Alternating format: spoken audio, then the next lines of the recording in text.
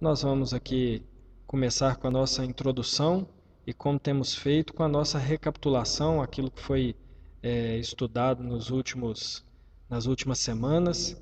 Nós vamos repassar agora um pouco. Então, eu gostaria de repassar primeiro as 3 dicas de leitura que eu passei nas últimas 3 semanas, como nós termos uma leitura bíblica mais proveitosa. A primeira dica é ler o texto várias vezes em várias versões diferentes. Então, se eu quero estudar um salmo, se eu quero estudar uma narrativa, se eu quero estudar uma parte do evangelho, se eu quero estudar uma parte de um profeta, eu pego esse texto que eu quero estudar e leio ele várias vezes. Pegar um texto e desejar estudar esse texto é mais proveitoso do que fazer uma leitura de vários capítulos cada dia para cumprir uma agenda de leitura. Então, ler o texto várias vezes em diferentes versões é um exercício simples, mas um exercício que vai nos ajudar muito a melhorar a nossa compreensão bíblica. A segunda dica que eu dei foi ler o texto dentro do seu contexto. É pegar um texto, ler, tentar entender o contexto histórico, ler o texto antes, o texto depois, ler outras partes do livro onde esse texto está contido e tentar entender o que ele significa naquele contexto. Tentar entender qual a intenção do autor, para quem ele está escrevendo, fazer perguntas ao texto, quem está escrevendo, para quem está escrevendo, por que está escrevendo, tentar entender todas essas coisas. Isso significa entender o texto dentro do seu contexto. Isso é um exercício também muito útil para a nossa compreensão bíblica. E na semana passada, a dica que eu dei foi ler o texto inteiro, independente do seu tamanho. O que eu quis dizer com isso, e nós usamos até alguns textos de exemplo na semana passada, é que nós devemos ler um texto completo, seja pequeno, médio ou grande. Um salmo, que eu leia o salmo todo, para minha edificação, para não pensar verdades que não estão necessariamente conectadas e não ver como elas estão conectadas com o contexto. De repente, uma narrativa dos evangelhos, de repente, uma narrativa do Antigo Testamento, de repente, um bloco de livros de textos proféticos. Então, o ideal é que eu pegue um texto que é um todo. Não precisa ser um livro inteiro, mas nem um capítulo inteiro. Às vezes, um versículo é um todo, mas que eu faça uma leitura completa, uma leitura ampla das Escrituras. Isso é algo que melhora muito o nosso rendimento e o nosso aproveitamento bíblico. Aproveitamento eu não falo de quantidade de leitura, eu falo de qualidade de leitura, o que é melhor, o que é muito mais importante. Nós vimos também 3 textos bíblicos nas últimas semanas e nós aplicamos nesses textos do Antigo Testamento um método, uma maneira de encontrar o Evangelho e Jesus Cristo ali. Nós usamos Êxodo capítulo 14, que fala da libertação da escravidão no Egito, o livro de Rute, que fala de uma estrangeira que creu em Deus e ela se tornou, da sua descendência veio o Senhor Jesus, e na semana passada nós vimos o Salmo 15, que mostra que para se aproximar de Deus é necessário fazer algo que nós não temos condições de fazer, e então Jesus fez por nós. Então foram 3 textos, quem porventura não acompanhou algum desses pode voltar no Facebook da igreja ou no YouTube, e esses estudos estão disponibilizados lá. Como esse é o último estudo da nossa série, eu gostaria de fazer essa pergunta. Como devemos enxergar a Bíblia? Como cristãos, como nós devemos enxergar esse livro que a nós é tão comum e às vezes não é dada a importância devida? Se nós olharmos a Bíblia como um livro religioso, nós vamos entender que ele serve para o culto, ele serve para celebrações religiosas, como um livro que a gente abre só dentro da igreja e faz uso só dentro da igreja, se essa for a nossa maneira de enxergar a Bíblia. Se nós enxergarmos a Bíblia como um compêndio de dogmas e doutrinas, nós vamos entender que algumas verdades podem ser aplicadas na nossa vida moral, no nosso cotidiano, na nossa maneira de falar e de se portar, mas nada além disso. Não vai ter nenhuma transformação interna em nós. Se nós entendermos que a Bíblia é um livro qualquer, nós vamos simplesmente desprezar a Bíblia. Agora, se nós olharmos para a Bíblia e entendermos e enxergarmos a palavra de Deus como ela é de fato palavra de Deus, nós vamos amar esse livro. E assim deve ser a nossa visão da palavra de Deus. A Bíblia é um livro que deve ser amado. Meus irmãos, muitas vezes, quando nós pegamos a Bíblia, abrimos, lemos, nós não paramos para pensar tudo o que aconteceu, tudo o que Deus fez de maneira miraculosa para que esse livro chegasse a nós. Deus inspirou homens, Deus Deus preservou esses escritos. Deus, de maneira miraculosa, preservou que eles fossem juntos, ajuntados, se tornando um todo. Deus trabalhou de maneira miraculosa para que o livro, de maneira assim sobrenatural, escrito por diversas pessoas num espaço de tempo muito grande, o livro não se contradiz, o livro caminha numa direção porque ele é a palavra de Deus. Meus irmãos, esse livro é um livro que nós devemos amar. Esse livro deve ser o nosso livro de cabeceira. A nossa vida deve estar pautada nas Escrituras, fundamentada nas Escrituras, apoiada nas Escrituras. Tantas pessoas, meus irmãos, e tantas vezes nós mesmos falamos assim: eu queria ouvir a Deus, pois Deus fala conosco pelas Escrituras. Isso é a mais pura verdade. O Senhor, dentre tantas coisas que Ele fez miraculosamente pelas Escrituras, Ele trouxe a nós a salvação. A salvação não veio a nós quando a gente estava olhando o pôr do sol, pensando assim: deve haver um Deus que fez isso aqui. Nós não nos convertemos, não conhecemos a Senhor Jesus, olhando para o mar, para a imensidão e falando assim: poxa, como isso é grande, deve haver alguém maior do que isso. Nós não convertemos ou conhecemos o Evangelho observando coisas maravilhosas aos nossos olhos. E isso acontece conosco quando o Espírito Santo traz a palavra para dentro do nosso coração. Dentro da palavra existe a salvação. Dentro da palavra existe a palavra de vida eterna.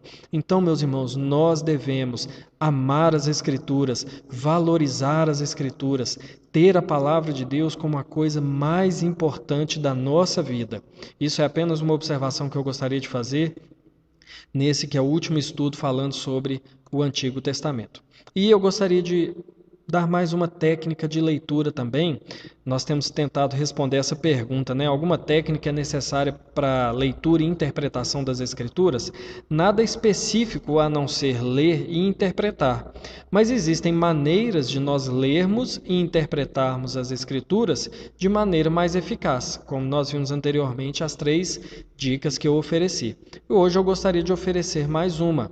Leia livros auxiliares. O que isso significa? Significa que a Bíblia ela é fácil e ela é difícil. Ela é simples e ela é complicada.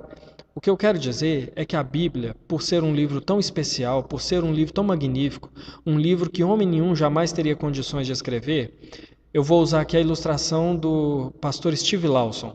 Ele diz que a Bíblia é rasa o suficiente para que uma criança possa andar sobre... ela é como uma poça d'água, que é rasa o suficiente para que uma criança possa andar sobre ela, mas ela é profunda o suficiente para que um elefante pudesse se afogar nela. O que ele está querendo dizer com isso é que a Bíblia ela é simples. Eu posso ler e entender. Eu posso ler João 3,16 e entender. Eu posso ler Mateus capítulo 5 e entender. No entanto, quanto mais lemos, quanto mais aprendemos, nós vamos percebendo a profundidade que é. Eu posso dizer, porque Deus amou o mundo de tal maneira que enviou o seu Filho para que aquele que nele crê não pereça, mas tenha vida eterna. Eu entendo isso, eu entendo essas palavras e é simples, mas em cada afirmação dessa que eu me aprofundar, eu vou perceber como o Evangelho é profundo. Então, existem livros que nos ajudam a entender. De repente eu leio um capítulo, não entendo aquele capítulo. Leio um livro, não entendo aquele livro da Bíblia. Existe uma expressão que talvez eu não compreenda. Para isso, Deus levantou homens preparados para escreverem livros que nos ajudam a compreender as Escrituras. Então, um bom investimento que você pode fazer, não só comprar uma Bíblia, mas você pode comprar livros de autores bons, bem indicados, que vão te ajudar a entender a palavra de Deus. Então, existem 3 grupos principais de livros auxiliares. Primeiro, as Bíblias de estudo. Eu sugiro 2 aqui. Bíblia de Estudo de Genebra, que é essa que está do lado aí, ela é da editora Cultura Cristã, e também a Bíblia de Estudo Herança Reformada, que também é da Cultura Cristã. O que é uma Bíblia de estudo? Uma Bíblia de estudo é uma Bíblia que vem com o texto bíblico íntegro, na íntegra, né? E em alguns versículos eles vêm comentários dos capítulos. Essa Bíblia de Estudo Herança Reformada, ao final de todo o capítulo, tem comentário sobre o capítulo, tem uma devocional, tem as confissões de fé, os catecismos, tem pontos teológicos explicados de maneira mais simples. Então, uma Bíblia de estudo, uma boa Bíblia de estudo, é uma ferramenta fundamental para um bom aprendizado das Escrituras. Por exemplo, se eu quero ler o Evangelho de Mateus, as Bíblias de estudo trazem antes do Evangelho um livro que fala quem escreveu Mateus, por que foi escrito, qual o conteúdo geral, da estrutura do livro. Quando nós lemos essas informações antes de ler um livro bíblico, nós já temos muito melhores condições de entender a mensagem daquele livro. Então, uma Bíblia de estudo, uma boa Bíblia de estudo, é um bom livro para nos auxiliar na leitura bíblica. Nós temos também comentários bíblicos. Comentários de livros, comentários de testamentos inteiros, né? Comentário do Antigo Testamento, comentário do Novo Testamento. Esses comentários são mais técnicos, mais profundos, mas também muito bons, desde que bons comentários bíblicos. Para isso, peço orientação, se é aqui da igreja, ao pastor da igreja, no caso eu, ou de São João del Rei. No caso dos irmãos de outras igrejas, peço orientação a outros pastores, né, reformados, porque os comentários bíblicos eles vão destrinchar um livro bíblico. Então, o comentário bíblico da carta de Efésios vai pegar versículo por versículo e vai explicar o que Paulo está dizendo ali. Então, por exemplo, existe essa série do Novo Testamento da editora Cultura Cristã, que tem todos os livros do Novo Testamento comentado. Essa é uma outra série também da Cultura Cristã do reverendo Augusto Nicodemos, interpretando o livro de Hebreus, mas tem outros livros também. O reverendo Hernandes Dias Lopes tem comentários, se eu não me engano, de todos os livros. Comentários, os deles são um pouco mais simples, mas são também versículo a versículo. Então, esses comentários bíblicos são ferramentas que também podem nos ajudar. São mais complexos do que uma Bíblia de estudo, mas são muito mais profundos também. Nos dão um bom entendimento da palavra de Deus. E uma terceira classificação de livros que eu gostaria de sugerir são as exposições bíblicas. O que é isso? Autores, pastores, teólogos que pegam um livro da Bíblia e fazem um estudo em todo aquele livro, mas ele não tem a preocupação de fazer versículo a versículo. Ele pega a mensagem geral do texto e faz um livro sobre aquele livro, comentando aquele livro. São livros mais simples, mais fáceis de ler e dão também um bom entendimento do livro. Tem alguns exemplos que eu coloquei aqui. Por exemplo, esse livro é do reverendo Augusto Nicodemos sobre o livro de Jonas, do profeta Jonas. Ele tem também sobre Malaquias. O pastor Wilson Porte tem esse livro que é um comentário de Efésios, tem essa série também de Colossenses e vários outros livros que são úteis para a nossa compreensão e para o nosso aprendizado bíblico. Então, essa dica, né, leia livros auxiliares, outros livros que vão ajudar no entendimento das Escrituras. O Israel está perguntando sobre a Bíblia de Estudo Apologética. Eu não sei, não conheço essa Bíblia, não posso dizer. Algumas bíblicas eu não recomendo, não vou falar aqui, mas algumas eu não recomendo, mas essa Bíblia de Estudo Apologética eu não conheço, então não posso opinar. Ok, irmãos? Fica então essa dica de leitura. Passando para o nosso estudo então, vou relembrar de maneira muito breve as duas perguntas, né? O que é o Evangelho e quem é Jesus, para nós entendermos e enxergarmos esses dois aspectos no texto que nós vamos ler. Então, primeira pergunta, eu vou responder de maneira bem sucinta, já temos trabalhado isso nas últimas semanas. O que é o Evangelho? O Evangelho é a boa notícia que Deus enviou seu Filho, Jesus Cristo, para pagar pelos pecados de todos quantos confiem nele para a salvação, sendo declarados justos por meio da fé, vivendo agora em paz com Deus como parte do seu povo. Então, o Evangelho, a mensagem do Evangelho, é uma boa notícia, uma boa nova. Deus enviou seu Filho para que pague os pecados daqueles que nele creem, porque eles não têm condições de pagar os seus próprios pecados. Mas crendo em Jesus, que pagou os seus pecados, eles são perdoados, têm comunhão com Deus novamente, de uma vez por todas, de maneira permanente, e fazem parte agora do povo de Deus. Então, essa é a mensagem do Evangelho. De maneira bem resumida, para um entendimento mais amplo, os estudos anteriores podem ser assistidos também. Quem é Jesus? Jesus é a pessoa que completa o Evangelho.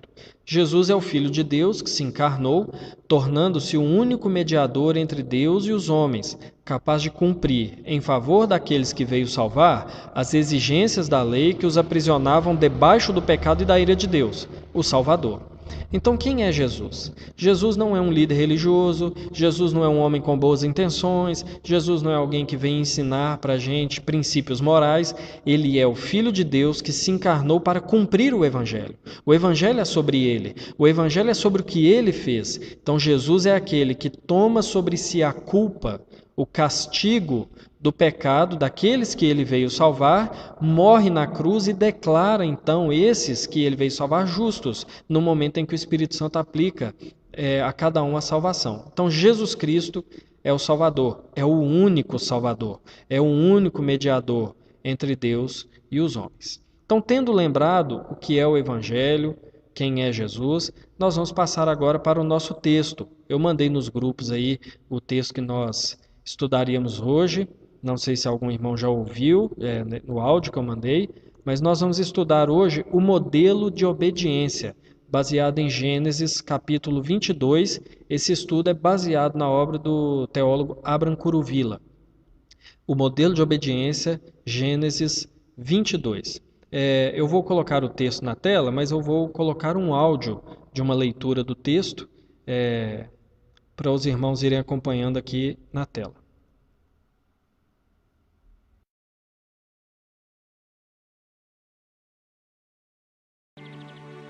Depois dessas coisas, pôs Deus Abraão à prova e lhe disse: Abraão.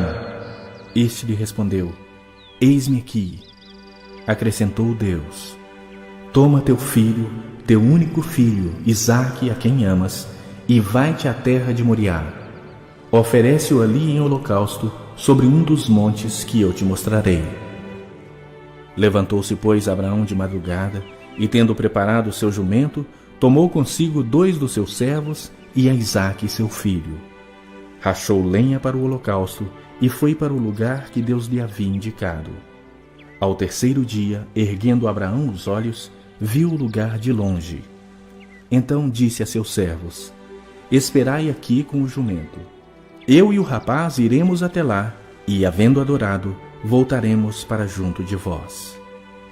Tomou Abraão a lenha do holocausto e a colocou sobre Isaque, seu filho.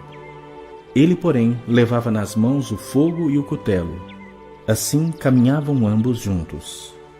Quando Isaque disse a Abraão, seu pai: Meu pai, respondeu Abraão.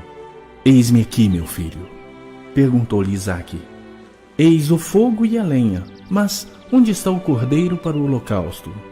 Respondeu Abraão: Deus proverá para si, meu filho, o cordeiro para o holocausto. E seguiam ambos juntos. Chegaram ao lugar que Deus lhe havia designado.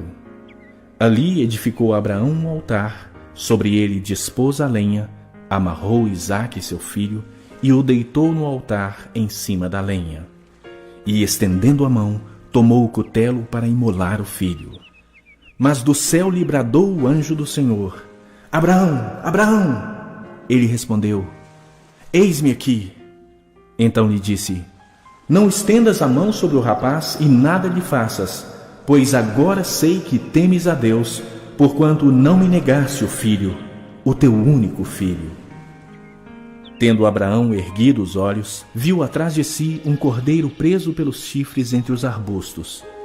Tomou Abraão o cordeiro e o ofereceu em holocausto em lugar de seu filho. E pôs Abraão por nome àquele lugar: O Senhor proverá. Daí dizer-se até o dia de hoje: No monte do Senhor se proverá.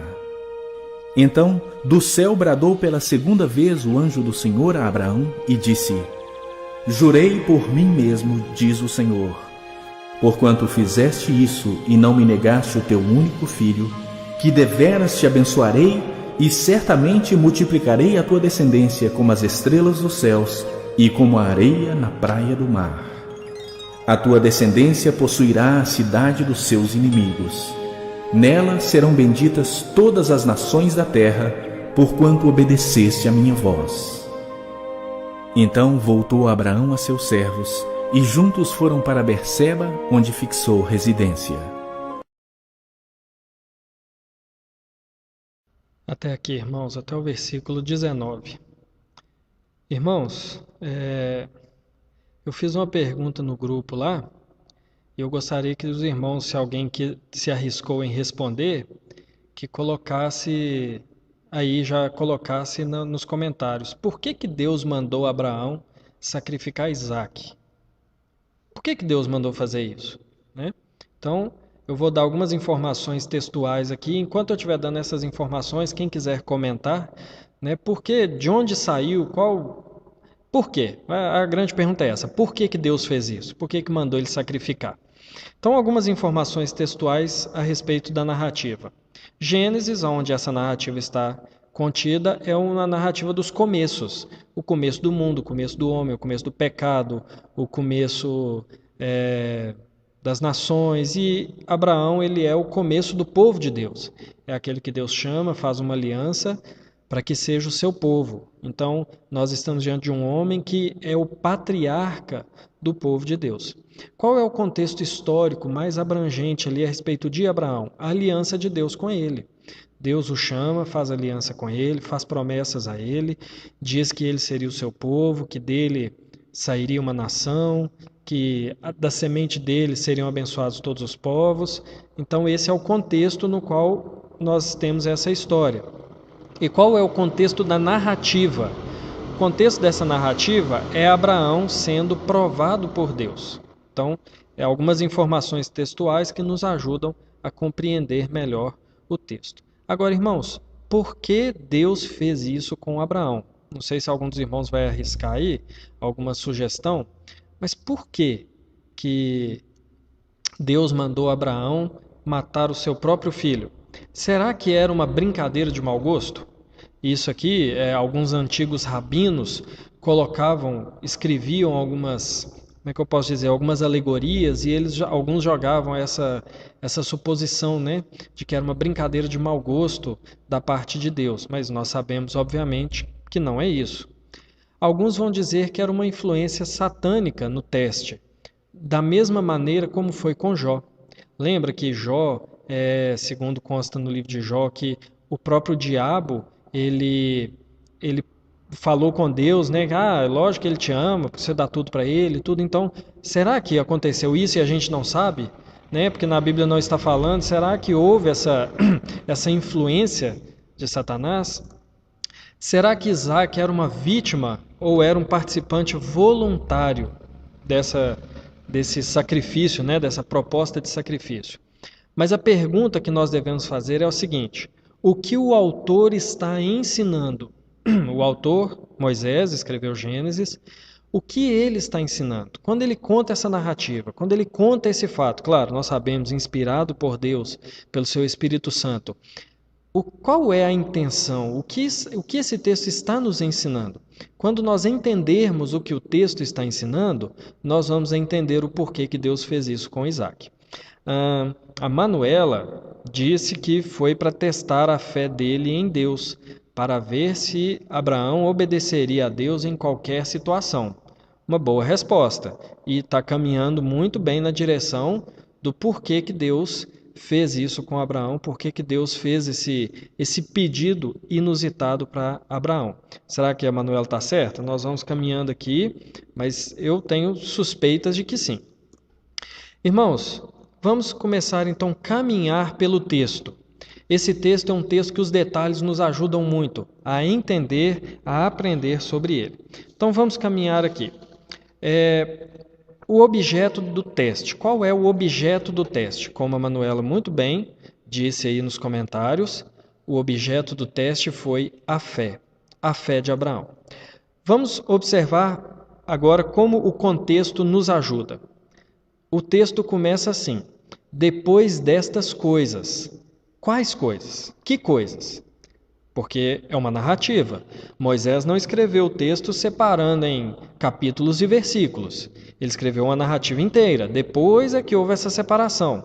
Mas o texto está dizendo, depois que tudo isso aconteceu, vamos ver quais coisas são essas. Vamos observar o contexto. O Israel está dizendo que foi para mostrar a importância do sacrifício, o salário dos pecados e a morte. Vamos caminhar então também, um pouquinho diferente da Manuela, vamos ver se tem fundamento aí essa resposta. O capítulo 2, agora olha só, nós vamos voltar lá no capítulo 12 de Gênesis. No capítulo 12, Deus chama Abraão para ser o seu povo, para ser seu, né, para ter uma aliança com Deus, e Deus manda ele abandonar sua família. Lembra? Gênesis 12, sai da tua casa, sai da tua parentela, que eu vou te mostrar um lugar para você ir e eu vou te fazer de você um grande povo. Então deu uma promessa de descendência para ele. Só que no versículo 4, lá do capítulo 12, quem nós vemos? Ló. Ele leva Ló consigo. E o que acontece? Esse levar Ló consigo era para ele deixar a família para trás. Não há nenhuma ordenança de Deus em levar alguém. Então, levar Ló consigo pode ser, ele que era um homem ainda sem filhos, meio que uma garantia para alguém cuidar das coisas dele ou herdar as coisas dele. Mas isso se mostrou uma decisão mal tomada, por vários motivos. Um primeiro motivo, que nós vamos ver lá no capítulo 13, versículo 9 e 10, é que houve briga entre eles, e eles tiveram que mandar Ló embora. E um segundo motivo é que da descendência de Ló veio um povo que era inimigo do povo de Israel. Então trazer Ló não foi uma boa ideia. Talvez a grande probabilidade é que ele trouxe Ló para ter uma garantia de uma descendência, uma vez que ele não tinha filhos. Então, no capítulo 12, nós vemos essa promessa e ele trazendo Ló. Mas nós vemos algo também.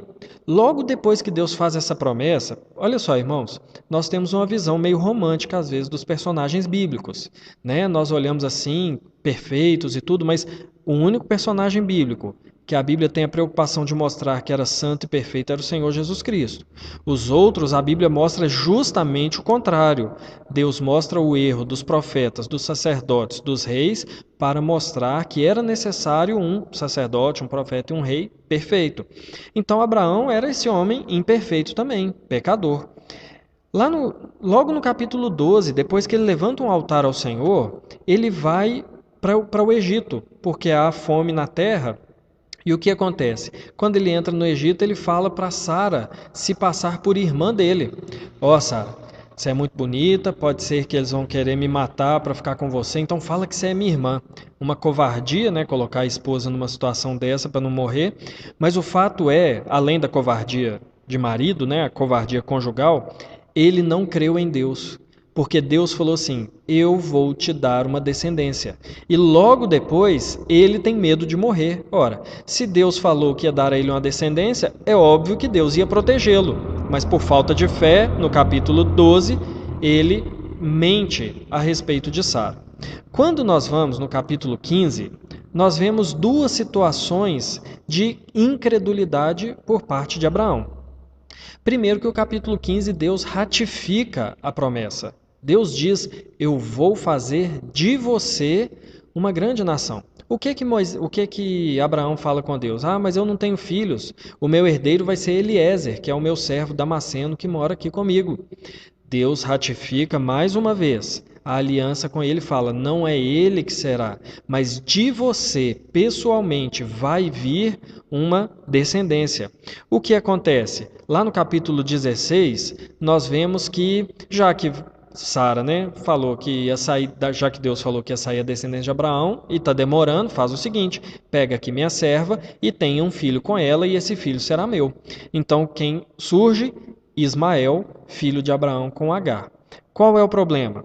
Isso é fruto de incredulidade e pior, esse Ismael também veio trazer um povo inimigo ao povo de Deus. Então olha só, ele já tentou dar um jeito com Ló, inimigo. Tentou dar um jeito com Ismael, inimigo. O que nós vemos no capítulo 17?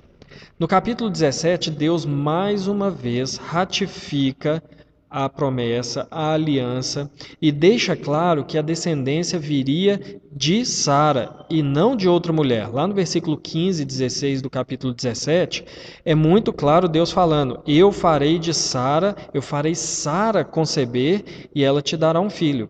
Ok, Deus já fez a promessa no 12, capítulo 12, reafirmou duas vezes no 15, reafirmou no 17. Quando nós chegamos no capítulo 20, o que nós vemos no capítulo 20? Ele chega na terra de Gerar, ele era peregrino, então ele peregrina numa outra terra, e Abimeleque, ele fica com medo de Abimeleque mais uma vez tomar a sua esposa.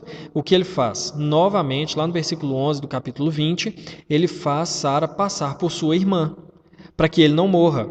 Mais uma vez, uma grande demonstração de incredulidade. Deus havia prometido e refeito a promessa, ratificado a promessa por várias vezes, agora prometeu que seria Sara, ou seja, não era só ele que Deus ia preservar Sara também, mas ele não confia em Deus. Mais uma vez ele mente para que ele não morra.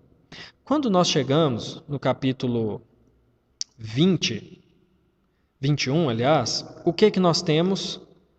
O nascimento de Isaac. Isso 25 anos depois que Deus prometeu. Ele tinha 75 anos quando saiu da terra e Deus fez promessas a ele, e ele tinha 100 anos quando Isaac nasceu. 25 anos para a promessa ser cumprida. Então, o nascimento de Isaac acontece, Deus restaura o vigor físico e a fertilidade de Abraão e de Sara para que esse menino, filho da aliança, nasça. Qual é o resultado de tudo isso? Capítulo 12, 15, 17, incredulidade, falta de fé e o nascimento de Isaac no capítulo 21. O que acontece é que agora não é a promessa de Deus que é reafirmada, mas a fidelidade de Deus, ela é reafirmada. Eu vou ler aqui o capítulo 21, no versículo 1 e 2, onde por 3 vezes é falado sobre a fidelidade de Deus. Olha só. Visitou o Senhor a Sara, como lhe dissera, uma vez, como lhe disse que faria. E o Senhor cumpriu o que lhe havia prometido. Segunda vez, Sara concebeu e deu à luz a um filho a Abraão na sua velhice, no tempo determinado que Deus lhe falara. Ou seja, Deus falou, Deus prometeu, Deus fez. Então a fidelidade de Deus, ela é reafirmada 3 vezes nesse texto. Assim termina o capítulo 21, nascimento de Isaac, a fé e tudo. O capítulo 22, Deus prova Abraão. Meus irmãos, olha só que interessante.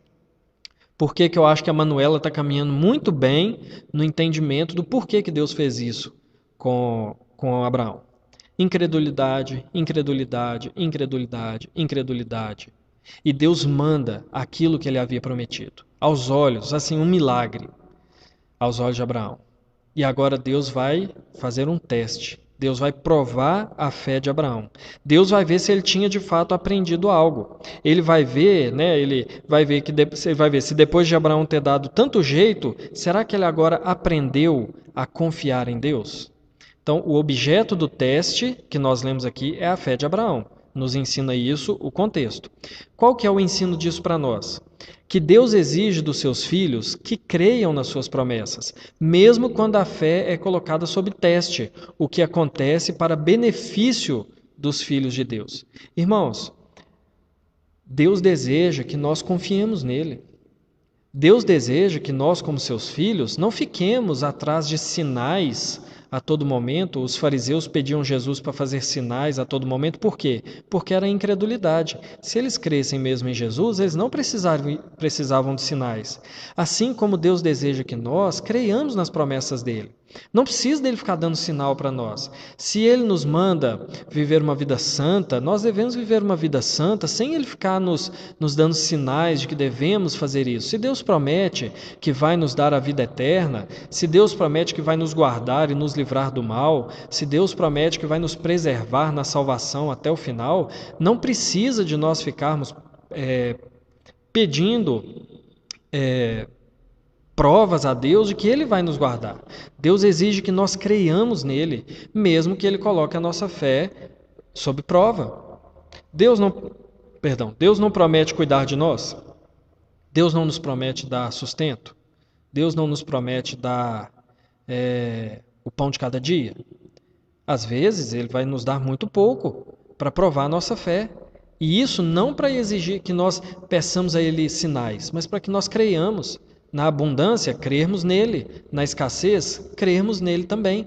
Porque se nós olharmos para trás, assim como Abraão, nós vamos ver que Deus tem sido fiel às suas promessas.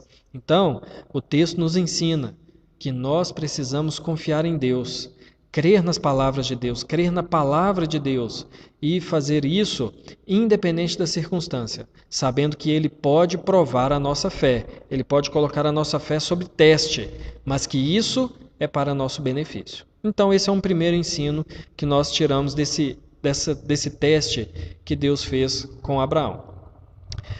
O Israel fala aqui que estrutura e direção, tirar pecado com derramação de sangue, direção... Falando como pastor, estrutura e direção, tirar pecado, com derramamento de sangue e direção apontou para o sacrifício de Cristo. Eu não compreendi a ligação que você está fazendo de estrutura e direção, porque quando fala de perdoar pecados e sangue, essa era a estrutura criada por Deus e o pecado não deu outra direção. Porque Deus levou isso a cabo. Mas vou tentar entender melhor aqui, Israel, e te dou um retorno, se você quiser explicar aí melhor o que você quis dizer também. Irmãos, se o objeto do teste era a fé, qual era o objetivo do teste? O objetivo do teste era ver se Abraão temia a Deus. Temer a Deus. Olha só que interessante que nós observamos no texto. Se nós formos lá no versículo 20, no capítulo 8, na situação em que Abraão pela segunda vez mente a respeito de Sara, esse versículo vai nos dizer que os homens temeram a Deus, porque Deus apareceu em sonho, diz que Sara era esposa de Abraão, que Abraão era servo dele. O texto diz que eles se atemorizaram de Deus. Mas Abraão não teve temor de Deus. Abraão foi incrédulo. Abraão não confiou, Abraão mentiu, pecou, mas os ímpios temeram a Deus e devolveram então a esposa de Abraão a ele. Mas, olha o versículo 22, do capítulo 22, o versículo 12. Agora sei que temes a Deus, é o que o anjo falou para Abraão. Agora Abraão teme a Deus. O que aconteceu entre uma coisa e outra? Como que há essa mudança do que aconteceu? O que aconteceu entre uma falta de temor e um temor que fizesse ele obedecer sem questionar? O que aconteceu entre ele mentir para preservar sua vida e, em um segundo momento, não negar nem o seu próprio filho por temor a Deus? É uma mudança muito drástica, é uma mudança muito brusca. É uma mudança muito fundamental. O que aconteceu? A grande mudança, meus irmãos, está lá no capítulo 21, no versículo 1 e 2 que eu li. Foi a fidelidade de Deus reconhecida. Quando ele percebeu, quando ele entendeu que Deus tinha todo o poder para cumprir as suas promessas, quando ele percebeu que Deus de fato era um Deus verdadeiro, quando ele percebeu que Deus era um Deus fidedigno, ele mudou a sua maneira de enxergar a Deus. Mas, irmãos, eu gostaria de mostrar, baseado num texto do Novo Testamento, que essa mudança não foi uma mudança simples, foi uma mudança radical. Abraão passou a ser outro homem, porque agora a visão dele a respeito de Deus era uma visão completamente diferente. Lá no capítulo 20, versículo 8, ele não cria que Deus tinha poder para livrá-lo da morte. Ele tinha medo que os homens pudessem matá-lo. Mas a mudança foi tão grande que ele estava disposto a matar seu próprio filho. A resposta disso está lá em Romanos, capítulo 4. Preguei esse texto ano passado aqui na igreja. Romanos, capítulo 4, versículo 18 até o versículo 22. Romanos 4, 18 a 22, existem duas palavras aqui que são fundamentais para nós entendermos a fé de Abraão. Abraão, esperando contra a esperança, creu para vir a ser pai de muitas nações, segundo lhe fora dito, assim será a tua descendência. Sem enfraquecer na fé, embora levasse em conta o seu próprio corpo amortecido, grave essa palavra, o seu próprio corpo amortecido, sendo já de 100 anos, e a idade avançada de Sara, grave essa parte, a idade avançada de Sara, não duvidou, por incredulidade, na promessa de Deus, mas pela fé se fortaleceu, dando glórias a Deus, estando plenamente convicto de que ele era poderoso para cumprir o que prometera. Em que se baseia a fé de Abraão? Corpo amortecido. Esse termo, o termo original usado aqui, é assim, ele via o seu corpo morrendo aos poucos. Morrendo progressivamente. Ele não via a saúde, o vigor físico, a fertilidade dele melhorando, ascendendo. Ele via o corpo morrendo. E essa é a palavra lá. Agora, essa nossa tradução foi infeliz nessa parte aqui quando fala de Sara. Porque a tradução atualizada diz assim, o corpo, a idade avançada de Sara. Mas não é isso que está no texto original. Se nós observarmos, irmãos, o texto original, a palavra que Paulo usa ali para designar a fé de Abraão é uma palavra muito forte, porque é uma palavra, eu estou abrindo aqui a revista corrigida, é uma palavra que liga à morte. Quer ver? Deixa eu abrir aqui.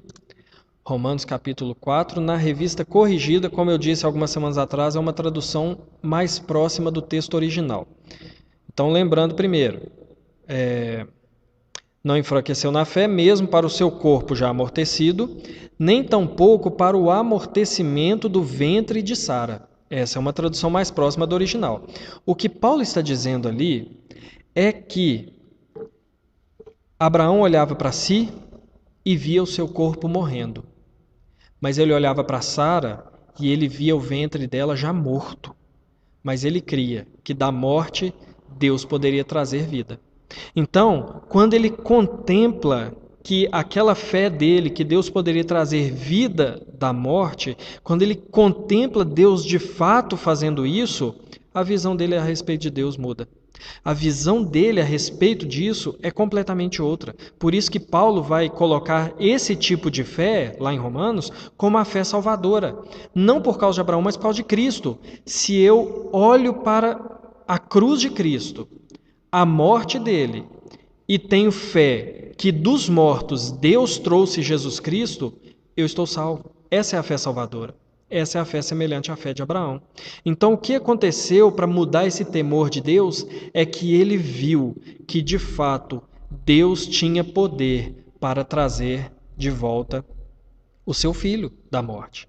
Então, é isso que acontece para ele passar a temer a Deus. Eu trouxe um quadro aqui que vai nos mostrar qual é a resposta ao teste e a aprovação do teste. É um quadro que mostra como a Bíblia ela tem uma estrutura, como a Bíblia tem uma estrutura lógica e como, na verdade, os livros eles são belíssimos, eles são composições maravilhosas que ensinam. Esse quadro que eu vou mostrar diz: Deus mandou Abraão fazer algo. Sem falar nada, ele fez isso, isso, isso e isso.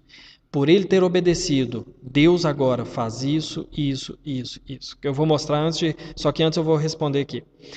O Rafael está dizendo, Deus prova Abraão não para saber se ele era fiel, pois isso ele soberanamente já sabia.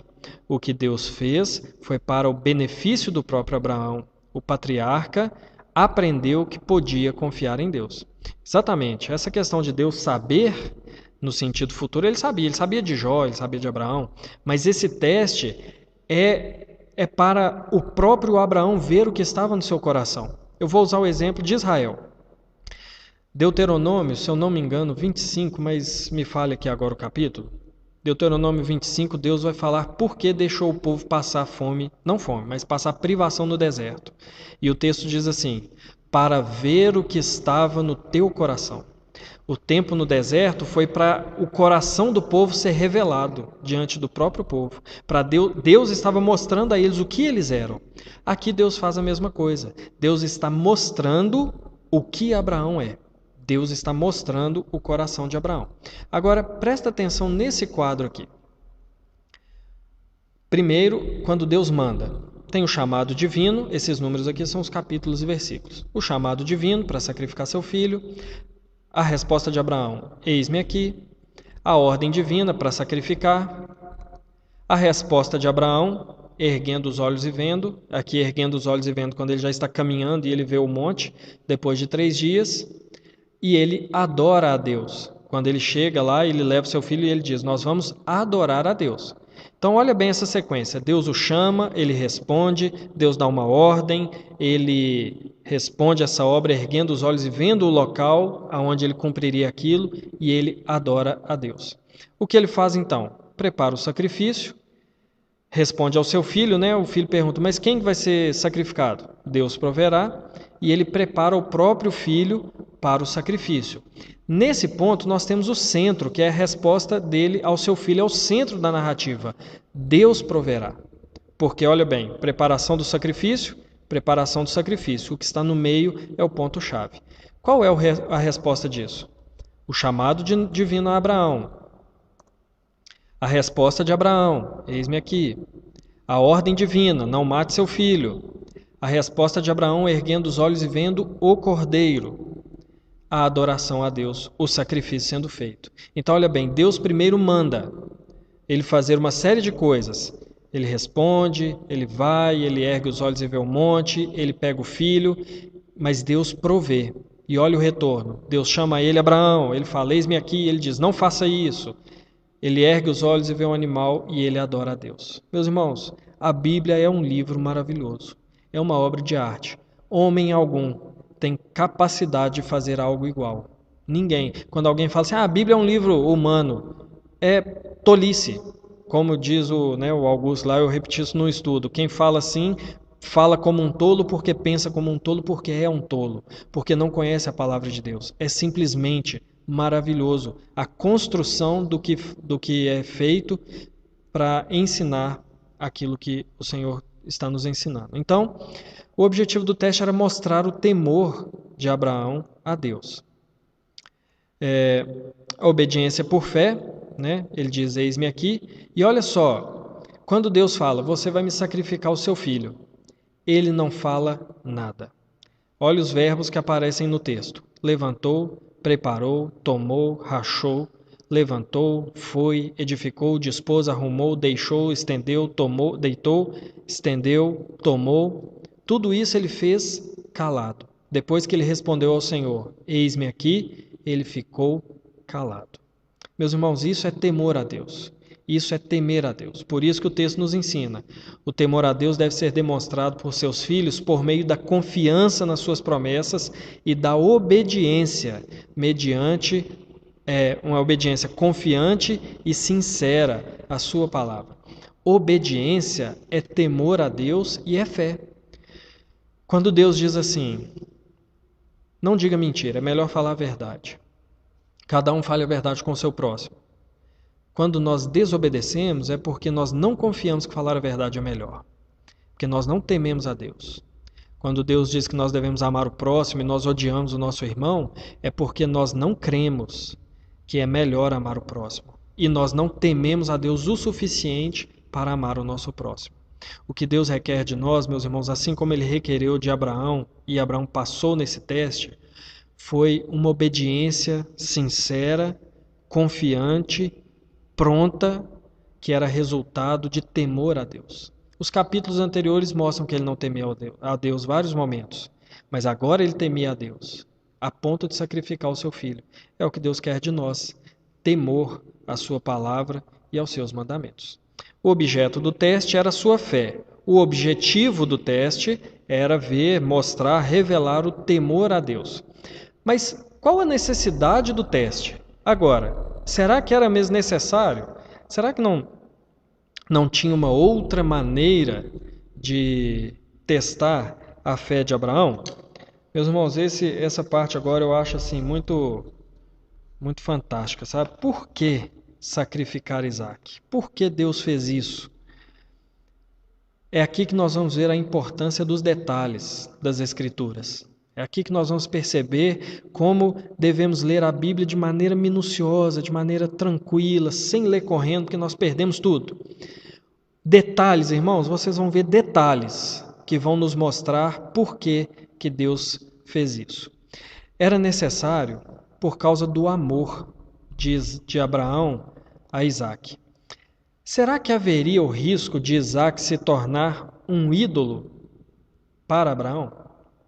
Esse risco existia, esse risco era real, por tudo o que aconteceu no passado, havia o risco de Isaac ser um ídolo para Abraão. E o que Deus vai fazer, irmãos, ele vai trabalhar justamente no relacionamento de pai e filho. A prova de Deus aqui, ele pega de maneira certeira o relacionamento de pai e filho. E o texto nos mostra isso.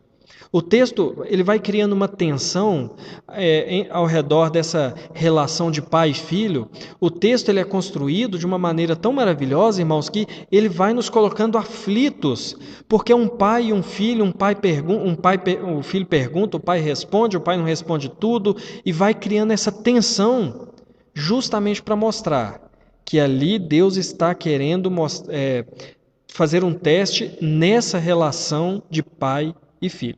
Como nós podemos saber disso? O texto nos mostra. Nós não precisamos ir para comentário nenhum, para escritor nenhum. O texto nos mostra.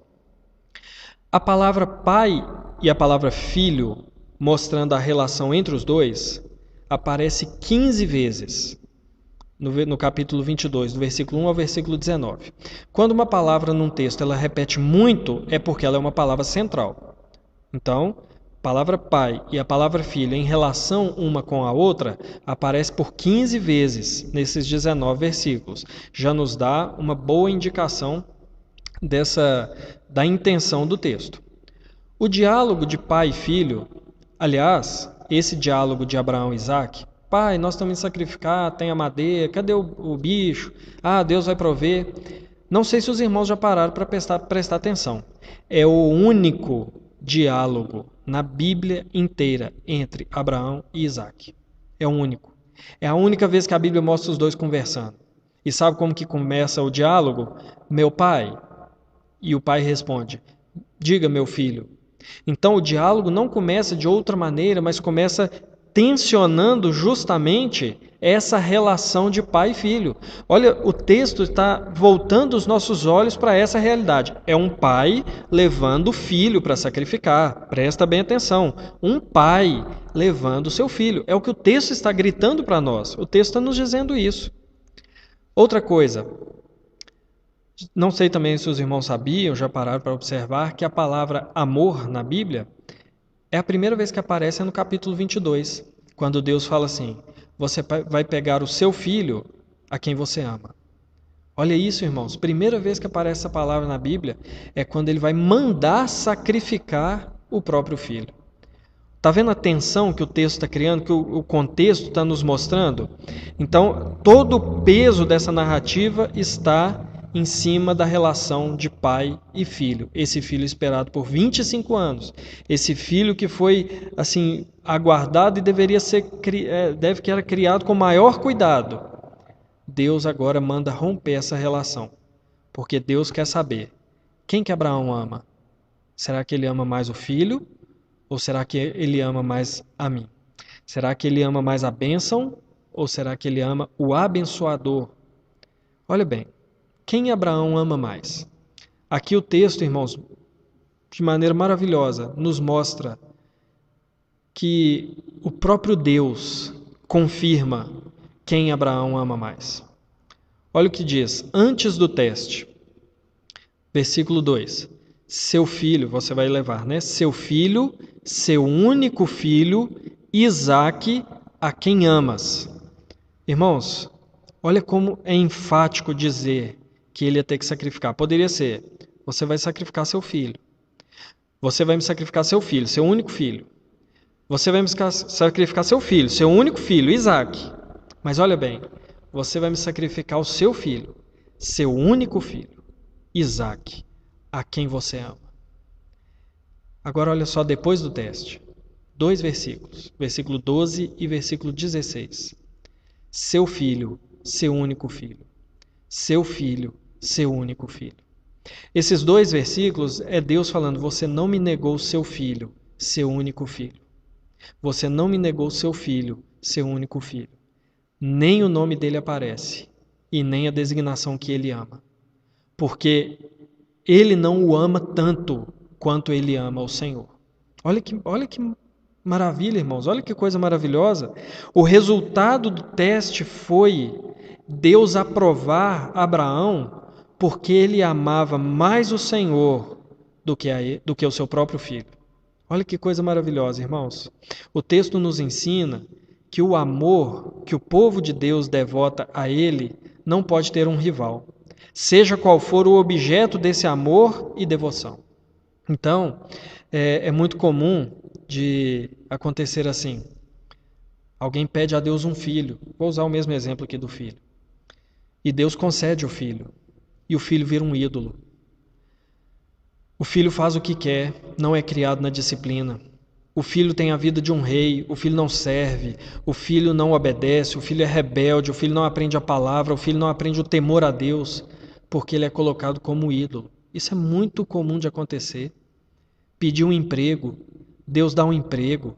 Primeiro começa não sendo dizimista, não sendo grato a Deus financeiramente, e começa a abandonar o evangelho por causa do emprego, andar com as más companhias, ser influenciado pelo mundo, usar os dons que Deus deu para o mal, para blasfemar contra o Senhor. Isso é idolatria. Às vezes pede a Deus bênçãos materiais, bênçãos familiares, pede a Deus um casamento, e aí acha que Deus vai mandar um casamento misto, e desobedece e blasfema. Meus irmãos, o Senhor espera de nós que nós o amemos mais do que qualquer coisa que Ele possa nos dar. É porque Abraão amava a Deus que quando Ele mandou sacrificar, Ele ficou calado. Ele não falou nada, Ele não argumentou, Ele não fez menção de não fazer. Ele simplesmente foi e fez, porque Ele amava a Deus. Maravilhoso isso, irmãos. O texto nos mostra que ainda que tinha o risco de Isaac se tornar um ídolo no coração de Abraão, Abraão amou mais a Deus do que ao seu filho. E é isso que Deus requer de nós, que nós o amemos mais do que todas as outras coisas. E qual foi o resultado, então, desse teste? Bênçãos, promessas de bênçãos.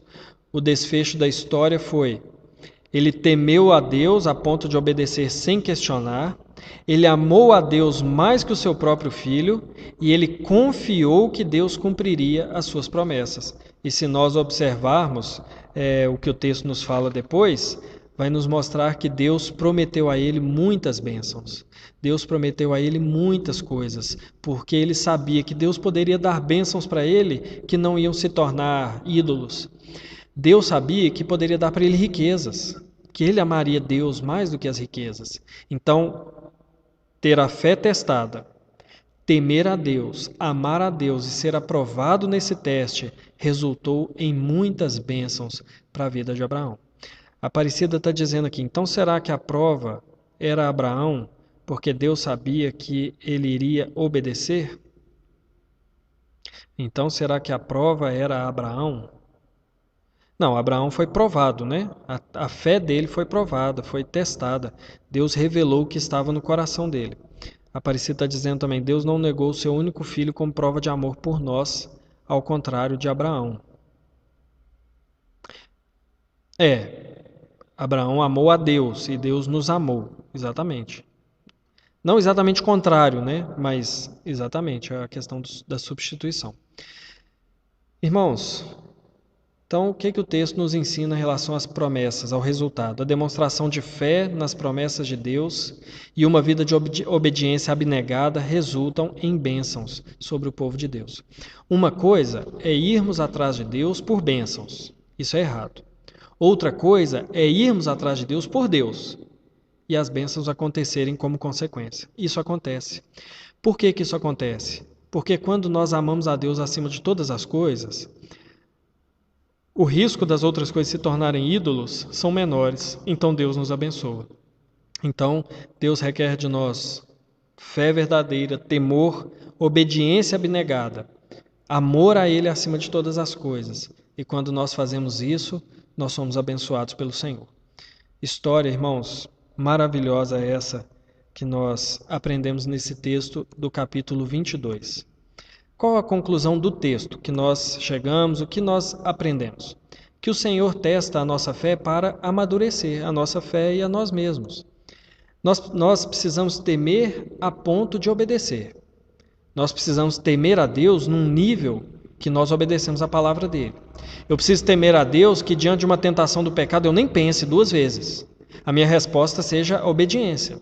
Eu preciso temer a Deus a tal ponto que se me vem um pensamento impuro, a vontade de falar algo que não deva, o meu reflexo deve ser não desobedecer, não ofender a Deus. Então eu tenho que temer a Deus a ponto de obedecer a Deus por temor. Eu devo confiar em Deus a ponto de sacrificar coisas pessoais, desejos pessoais, sacrificar a minha vida. Não é isso que o Senhor Jesus pede que nós façamos? Tomar a nossa cruz dia a dia? Negar a nós mesmos? Ele não diz que quem quer achar a sua vida deve perdê-la primeiro? É isso. Eu devo confiar em Deus a ponto de sacrificar a mim mesmo. Eu devo confiar em Deus a ponto de sacrificar o meu emprego, se precisar, por servi-lo e temê-lo ali. Eu devo confiar em Deus a ponto de sacrificar um relacionamento que a Bíblia diz que está errado. Eu devo confiar em Deus a ponto de sacrificar o bem-estar dos meus filhos e corrigi-los e discipliná-los e criar na admoestação do Senhor, confiando em Deus. Então eu devo confiar em Deus a ponto de sacrificar os meus próprios desejos, as minhas próprias vontades. E eu devo amar a Deus a ponto de negar a mim mesmo, de me não odiar, mas de me aborrecer, como é um texto que a Bíblia usa para amar menos. Eu devo amar a Deus a ponto de me amar menos. Nós nos amamos demais, irmãos. Nós somos apaixonados por nós mesmos. E assim nós nos tornamos idólatras de nós mesmos. Mas nós precisamos, o que Deus quer de nós, é que nós amemos a Deus a ponto de nos negar a nós mesmos e a nossa vontade. Irmãos, esses são os aprendizados que nós temos em Gênesis, capítulo 22, do versículo 1 ao versículo 19. Mas eu pergunto, onde estão Cristo e o Evangelho? A nossa intenção nessa série de estudo não é justamente mostrar Jesus e o Evangelho no Antigo Testamento? Nós não falamos nada de Jesus, nós não falamos nada diretamente do Evangelho, em todos esses ensinos, em todo esse aprendizado. Mas por quê? Isso foi proposital. Durante os nossos estudos, só voltando aqui, o Israel está falando aqui, o Israel está dizendo aqui, no caso de Isaac, pode ser paralelo com o Filho de Deus? Fez Abraão uma grande nação, hoje em Cristo somos um grande povo de Deus? Pode. É isso que eu vou explicar agora. Interpretando esse texto de maneira apontando para Cristo. Mas assim, na verdade, existem duas coisas ali que apontam para Cristo. Isaac, como o Filho de Deus, aquele que gerou uma grande nação, mas também o Cordeiro, como aquele que substituiu, que morreu no lugar de outro, né? Então, existem essas duas observâncias no texto a respeito de Cristo. Mas onde estão Cristo e o Evangelho? Irmãos, durante a nossa série de estudo aqui, nós interpretamos alguns textos bíblicos com algumas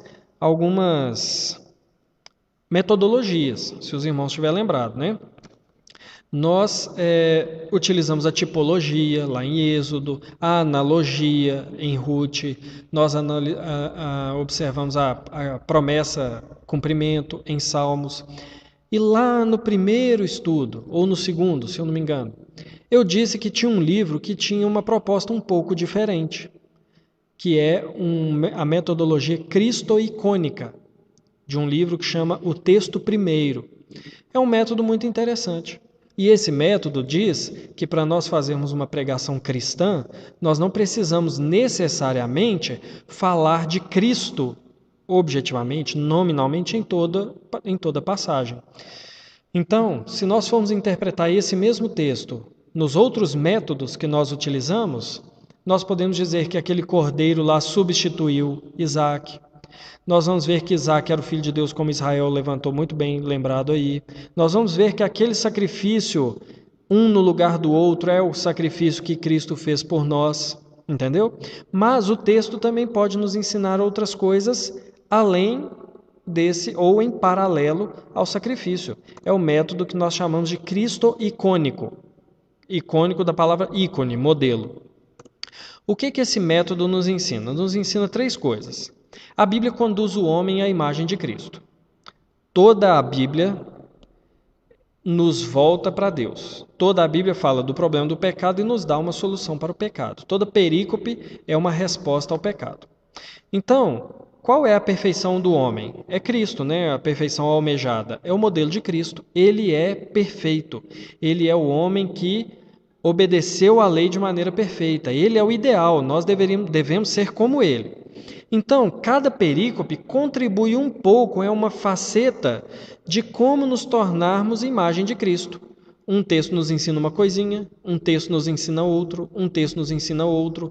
E se nós obedecermos aquilo que os textos estão nos ensinando, nós vamos nos tornar parecido com Cristo. Por quê? Porque Cristo cumpriu tudo isso de maneira perfeita, mesmo que ele não esteja no texto. Então, essa fé de Abraão, Cristo teve. Essa abnegação de Abraão, Cristo teve. Esse amor sacrificial por Deus, Cristo teve. Tudo de bom que Abraão fez ali, Cristo fez de maneira perfeita. Então, se nós observarmos o que Abraão fez e copiarmos, nós estaremos nos igualando nessa parte, nesse pequeno lado da moeda, nós estaremos nos igualando a Cristo. Então, se a Bíblia quer de nós a imagem de Cristo, se cada perícope contribui para termos a imagem de Cristo, Cristo é o modelo perfeito em cada exigência. Mas então quer dizer que falar que eu devo ter uma fé como de Abraão, confiar como Abraão, amar a Deus como Abraão, é legalismo ou é moralismo, já que não está passando por Cristo? Não é bem assim. Por quê? Porque a mensagem é: Cristo obedeceu, o cristão pode obedecer. Cristo passou por esse caminho e ele está trazendo consigo os cristãos, verdadeiros cristãos. Eles podem obedecer também. Não é legalismo, é resposta do Evangelho. Então, qual é a diferença do legalismo? O legalismo diz assim: se você obedecer como Abraão, Deus vai te salvar. Para Deus te amar mais, você precisa amar Deus como Abraão amou. É isso que um legalista vai dizer, um moralista. Mas o Evangelho e essa proposta de interpretação não diz isso. Diz assim: olha, Cristo fez isso. Cristo fez o que Abraão fez de maneira perfeita. Cristo amou ao Pai de maneira perfeita. Se você está em Cristo, se você crê em Cristo, você pode crescer nisso também. Você pode amar a Deus também a cada dia mais. Você pode temer a Deus cada vez mais. Então, essa é a mensagem. Não é necessário que fale-se de Cristo sempre, segundo esse método. Mas quando eu vejo alguém obedecendo, eu devo copiar aquela obediência sabendo que Cristo obedeceu de maneira perfeita. Então eu obedeço para me parecer um pouco mais com Cristo. Então, o que esse método nos ensina é que nós estamos fundamentados em Cristo. Cristo foi o homem perfeito. Cristo obedeceu perfeitamente. Cristo fez tudo. Se nós cremos em Jesus, se nós estamos nele, se ele é o nosso Senhor e o nosso Salvador, aquilo que ele fez, o seu Espírito Santo nos capacita para fazermos também. Então, se ele amou o Pai de maneira perfeita, nós também podemos amar ao Pai. Não vai ser de maneira perfeita, mas a cada dia mais nós vamos crescendo. Se ele obedeceu ao Pai de maneira abnegada, nós também podemos obedecer, porque ele é o cabeça, nós somos o corpo, nós podemos crescer nisso também. Então Cristo é o nosso ícone, é o nosso modelo. Quando eu vejo um texto, nós podemos até voltar e aplicar isso ao Salmo 15 de semana passada. O Salmo 15 diz: aquele que faz isso, aquele que faz aquilo, aquele que faz aquilo outro.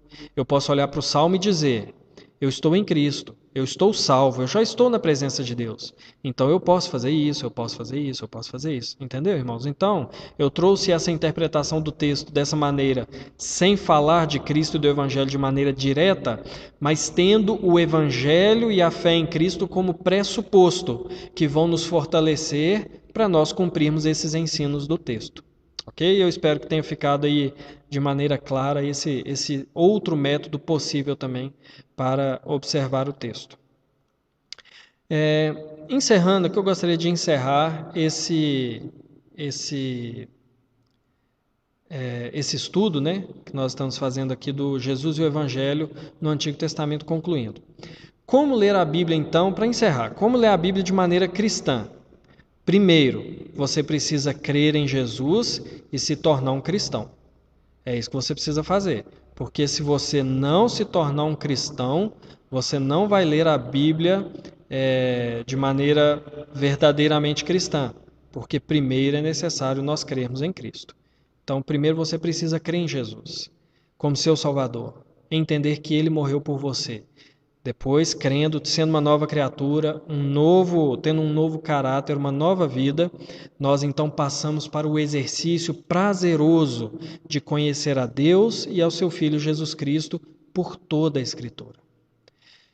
Se eu fui ao Evangelho, conhecia Jesus, criei em Jesus, fui feito novo em Jesus, agora eu vou para Gênesis, Salmos, Jeremias, Jonas, e vou agora de maneira prazerosa, sem pressa, tenho toda a vida para isso, entender como Deus estava desde o Antigo Testamento planejando a vinda do seu Filho. Meus irmãos, é algo maravilhoso. Não tem livro melhor, não tem coisa melhor para aprender, não tem maneira melhor de gastar a nossa vida do que conhecendo a Jesus, conhecendo a Deus e ao seu Filho Jesus Cristo por meio das Escrituras. Eu gostaria de encerrar essa série de estudos de Jesus e o Evangelho no Antigo Testamento com Hebreus capítulo 4, versículo 12 e 13. Lembrando que o autor aos Hebreus está falando isso aqui, essas palavras, a respeito do Antigo Testamento, que é o que ele tinha em mãos. Porque a palavra de Deus é viva e eficaz e mais cortante que qualquer espada de 2 gumes e penetra até ao ponto de dividir alma e espírito, juntas e medulas, e é apta para discernir os pensamentos e os propósitos do coração. E não há criatura que não seja manifesta na sua presença. Pelo contrário, todas as coisas estão descobertas e patentes aos olhos daquele a quem temos de prestar contas. Toda a Escritura é inspirada por Deus. Irmãos, nós estamos chegando ao final do nosso estudo, né, de Jesus e o Evangelho.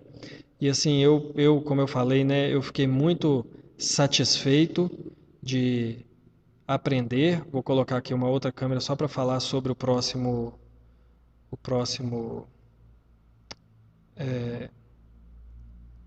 estudo, né, que nós vamos fazer. Eu fiquei muito satisfeito de aprender sobre essas coisas, relembrar muita coisa, e eu espero que tenha sido edificante para os irmãos também. Eu espero que tenha sido transformador para os irmãos. Nós já estamos caminhando para o final. Se alguém tiver mais alguma pergunta, algum comentário, pode colocar nos comentários aí antes de nós encerrarmos. E eu vou mostrar aqui uma foto do livro que nós vamos começar na próxima semana. O livro que nós vamos estudar a partir da próxima semana se chama Brecha em Nossa Santidade. É esse livro aí. Quem tiver interesse em adquirir, né, ou pela internet, acho que eu tenho um volume dele ainda. Então nós vamos estudar esse livro. É um livro muito bom, como diz o John Piper, é um livro impressionantemente bíblico sobre a santidade. Agora, irmãos, eu já vou preparar os irmãos para uma coisa. Os irmãos vão ficar chocados. Biblicamente chocados, como eu fiquei quando eu li esse livro alguns anos atrás. Porque esse livro mostra a santidade em alguns pontos de uma maneira que nós já perdemos. Algumas coisas que ele vai falar no livro aí vai ser tão estranha para nós, mas se nós compararmos a Bíblia com a nossa vida, nós vamos ver quem está certo é a Bíblia e não nós. Então é um livro muito bom, fala de santidade, e a partir de semana que vem nós vamos estudar esse livro. Esse livro é da Editora Fiel. Quem tiver interesse em comprar esse livro, no site da Editora Fiel, na Amazon também tem o e-book, né, o Kindle, pelo Kindle desse livro. Eu tenho, se eu não me engano, um volume dele para vender lá nos livros que eu vendo. Então, se alguém quiser, me fala. Mas é um livro excelente, vale a pena ter, mesmo que for no Kindle, né, comprar ele e-book, é baratinho lá no site da Amazon. Irmãos, nós estamos chegando ao final. Não sei se alguém tem alguma pergunta, alguma coisa. Nós vamos encerrar agora com encerrar o nosso estudo, e eu agradeço aos irmãos que desde o início estiveram aí junto comigo, participando, assistindo, compartilhando, porque creio, irmãos, é como eu falo de vez em quando aqui na igreja, tá? Eu não tenho objetivo algum de ficar aqui cumprindo a agenda de igreja, ficar falando qualquer coisa. O meu objetivo aqui é fazer aquilo e tão somente aquilo que Deus me chamou, que é pregar a palavra. E eu espero que o Espírito Santo do Senhor, não por mim, eu não tenho capacidade nenhuma, o Senhor faz o trabalho dele sem mim.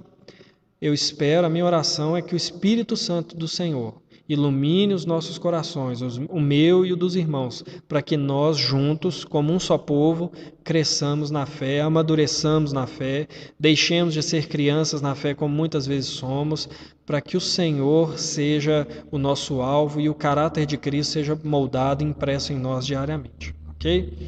Irmãos, que o Senhor nos abençoe. Ficou 2 comentários aqui sem ler. Um é do Israel. A estrutura da fé construída por Deus em Abraão, exemplo para nós, apontaria para o sacrifício de Cristo. Exatamente, Israel, exatamente. O modelo de fé que Deus exige de nós é o modelo de fé que Deus exigiu de Abraão. Por quê? Como eu li em Romanos. Qual foi a fé de Abraão? Ele creu que Deus traria vida, mas mais do que vida, a sua promessa da morte, dele morrendo e do ventre da esposa morta. A fé que Deus exige de nós para a salvação é crer que Deus trouxe Jesus da morte. Então, o padrão, a estrutura de fé é a mesma. Exatamente, isso aí, corretíssimo. A Aparecida está dizendo, a prova era para o próprio Abraão, como o Senhor disse, para não idolatrar o filho e para saber que Deus estava acima de tudo. Exatamente, a prova ali foi para revelar ao coração dele, né, quem Deus era, o temor, o amor, para que ele não idolatrasse o filho, mas acabou que foi uma revelação de que de fato ele não idolatrava o filho, né? Então, é isso mesmo. Irmãos, nós vamos orar então, eu vou orar e nós vamos encerrar então o estudo. Feche seus olhos e vamos agradecer ao Senhor. Pai, muito obrigado pela Tua palavra. Esse livro, ó Deus, rico, esse livro, ó Deus, que nós deveríamos, se precisássemos, vender tudo que tivéssemos, ó Deus, para comprar esse livro, que nos apresenta o Senhor, Teu Filho Jesus Cristo, o Espírito Santo, a obra de salvação, a vida eterna. Louvamos ao Senhor por esse livro e pelo Teu Espírito Santo que tem nos ensinado esse livro. Mas nós precisamos do Teu Espírito também para nos ajudar a viver esse livro. Viver o que o Senhor quer de nós, que é muito difícil. Mas nós confiamos, ó Deus, que se Jesus passou por esses lugares antes de nós, Ele deixou não só as pisadas, mas Ele deixou o Seu Espírito para nos ajudar. Nós clamamos ao Teu Espírito Santo, que nos ajude a viver vidas santas, confiando e temendo ao Senhor, amando o Senhor acima de todas as coisas. É a nossa oração em nome de Jesus. Amém.